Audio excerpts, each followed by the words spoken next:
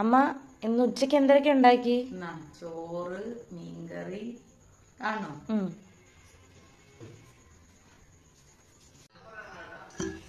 ചോറ്, മുളം മത്തിയിട്ട് പുളിമുളം വെച്ചതാണ് കേട്ടോ. നല്ല പുളിമുളമാണ്. മത്തി പുളിമുളം, പിന്നെ നൊത്തോലി പറ്റിച്ച് വെച്ച്, നൊത്തോലി തേങ്ങ അരച്ച് വെച്ചത്, പിന്നെ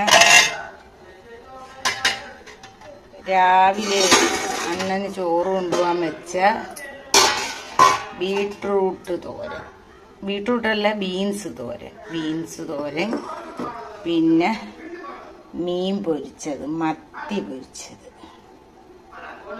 അങ്ങനെ ഇന്ന് ഇത്രയും താനേ വെച്ചോളൂ, മൊത്തത്തിൽ ഇത്രയും വെച്ചോളൂ.